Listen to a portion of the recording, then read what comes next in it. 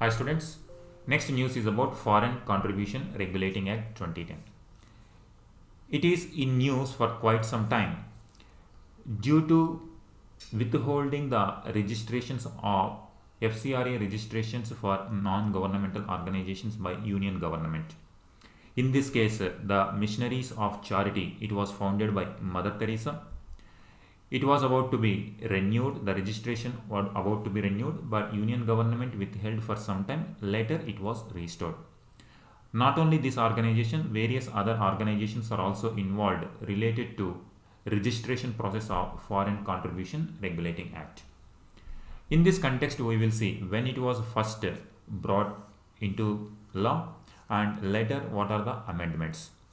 FCRA for the first time introduced in 1976. Later it was amended in 2010 and 2020. In 1976, if you remember, in our Indian polity, it was the time period of emergency. Emergency was imposed in 1976. During the time period, to curtail the foreign donations, this FCRA Act was passed. It is now implemented by Ministry of Home Affairs. It is very important which ministry is implementing FCRA Act, that is Ministry of Home Affairs. According to this particular act, the registration is mandatory to receive foreign donations under this act. If any organization receives foreign donations, registration is mandatory under this act. Here you can see the extracts from the law itself. Foreign Contribution Regulating Act 2010. Here many chapters are there. Here you can see chapter 2, Regulation of Foreign Contribution and Foreign Hospitality. Under this act and under this chapter it regulates, and under chapter 5, Inspection, Search and Seizure. It gives union government a lot of powers to search and to seize the contributions or the assets donated by foreign countries. This is about FCRA 2010. Now in 2020, some more amendments were brought in place, and these amendments were saying prohibition to accept foreign contribution for public servants. No public servant should accept any donation from foreigners. Transfer of foreign contribution only for registered people. Without registration, this transfer is not possible. Aadhaar for registration is mandatory. FCRA particular accounts will be given to the government, and from those accounts only they can receive the amount. Surrender of certificate. So these are some of the amendments that were brought in place in 2020. So due to this FCRA, there is some kind of debate in the political circles that this FCRA Foreign Contribution Regulating Act is being misused by the union government to contain the opposition in the country. In the name of security, generally union government can impose certain restrictions if there is any threat to the internal security. However, political opposition have complained that this provision is being misused by union government to silence the opposition. So in that context, FCRA is important. For examination point of view, which ministry is handling this act? That is Ministry of Home Affairs. First time when it was brought in place, that is in 1976. Next news is about Reciprocal Access Agreement. This is the agreement between two countries, Japan and Australia. This agreement is gaining significance due to change in the security architecture in Indo-Pacific region. Here, Japan has signed Reciprocal Access Agreement, a defense pact with Australia. Here you have to see the term Japan. To contribute to a secure and stable Indo-Pacific as China expands its military and economic clout in the region. So here the strategic game between different countries involved in Indo-Pacific region. China is asserting its power in this particular region. Now Japan wants to build the strategic defense with agreements with various other countries. So far, Japan is having defense pact only with USA. Now Australia is the second defense pact. That is why it is important in this context. So reciprocal access agreement is important. So far Japan had only agreement with the United States since Second World War. But due to changes in the power game in the region and due to assertiveness of China, Japan is trying to build more defense forces. This is the second defense pact after United States and comes amid global concern over China's growing economic and military might. The signing of Australia-Japan treaty comes months after Australia announced forming a new alliance with the US and United Kingdom, that is AUKUS. Already Australia was a part of Australia-UK-US group that was called AUKUS, and before that there was a dialogue to include India as well, that is called Quad dialogue. Taking out India, Australia, United Kingdom and USA, they formed a group that is AUKUS. Now you have to see the pact. What is the pact is saying? The pact will underpin greater and more complex engagement in operability between the Australia Defence Force and Japan Self-Defense Forces. So two countries are forming a pact. That means it is going to create some kind of distress in China, but due to Chinese assertiveness, Japan is trying to involve in more such activities. It also provides for shared military training and military operations. So in order to defend their countries, they are having this security.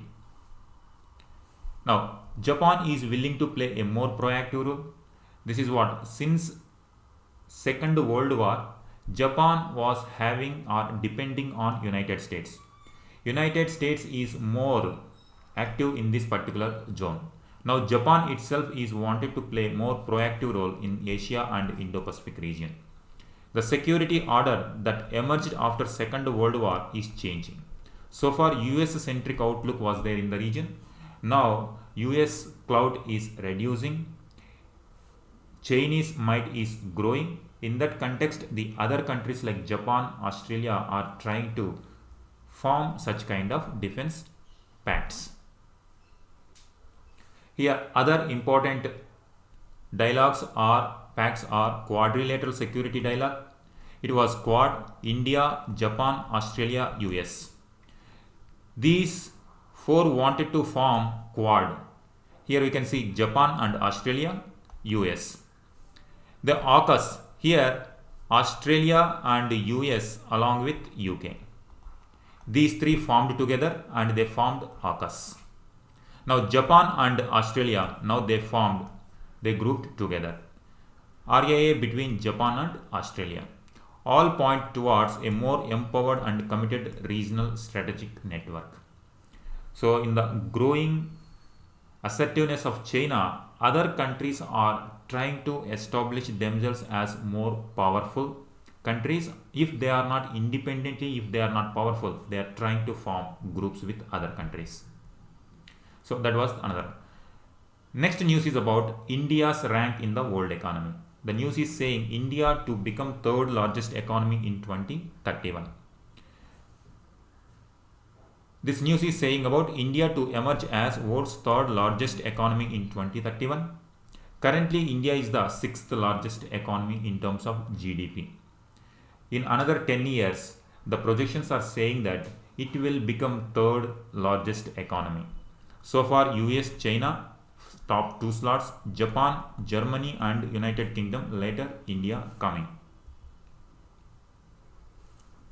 This rapid pace of economic expansion would result in the size of Indian GDP exceeding Japanese GDP by 2030, making India the second largest economy in Asia Pacific region.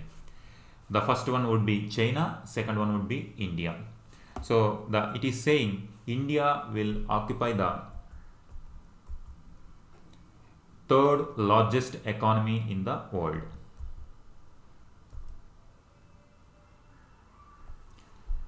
One assessment is the large increase in FDI flows into India over past 5 years.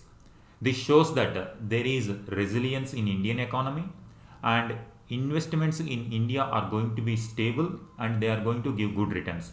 So foreign direct investments are happening more for the last 5 years, and this is giving more projections that more FDIs will flow, and also the fundamentals of Indian economy are strong. Combining these two factors, India will emerge as third largest economy in the world. There will be a major contributor to its economic growth. FDI is going to be major contributor for its economic growth. That is news. Next news is about Uniform Civil Code. Uniform Civil Code is there in news for very long time. Here two important issues we have to see. One is Uniform Civil Code is part of directive principles of state policy. However, there is counter to this particular provision is fundamental right. So the debate goes whether to give importance to DPSP or fundamental right. Here it is in news recently. The center in an affidavit said it was awaiting the report of Law Commission of India, which is examining various issues related to Uniform Civil Code. Law Commission of India. Here you have to see what is Law Commission of India. It is neither constitutional body or a statutory body. It is an executive body. It is looking after, or it is established to study about various laws in the country and to suggest what kind of laws are important for the future. Now it is studying about Uniform Civil Code. Here two important aspects. One is DPSP and fundamental right. Article 44 says the state shall endeavour to secure for the citizen a uniform civil code throughout the territory of India. Uniform civil code means all people irrespective of their religion should have same kind of principle to practice in public life. However, due to historical reasons, various religions do have their own personal laws operated in the country as of now. The law expert or one of the founding fathers of our Indian Constitution, Dr. B.R. Ambedkar, also said that Article 44 is need of the country. Definitely it is required. However, it requires some time to understand completely. Then only Article 44 can be implemented completely. Here Article 25 is saying that subject to public order, morality and health, to the other provisions of this part, all persons are equally entitled to freedom of conscience and right to freely profess, practice and propagate religion. So to profess, to practice. The personal law of people, it may be related to the religion, and they have the freedom to follow the tenets of their own religion. This Article 25 is giving the people the fundamental right. So it is the fundamental right. If anyone violates this fundamental right, the aggrieved citizen can directly approach the Supreme Court or High Court, the higher courts. However, Article 25 is also giving certain kinds of conditions. Nothing in this article shall affect the operation of any existing law or prevent the state. Nothing prevent the state from making any law regulating or restricting any economic, financial, political or other secular activity which may be associated with religious practice. So on one hand it is giving freedom, on the other hand some kind of restrictions are there. In that case, if state feels that some kind of reform is required in the religion, it can form law. Here provision B also saying providing for social welfare and reform or throwing open of Hindu religious institutions of a public character to all class and sections of Hindus. Historically, Indian society riddled with so many social evils like untouchability. In some time, the untouchables or some sections of society were not allowed to enter into temples as well. They were not even allowed to use the public spaces.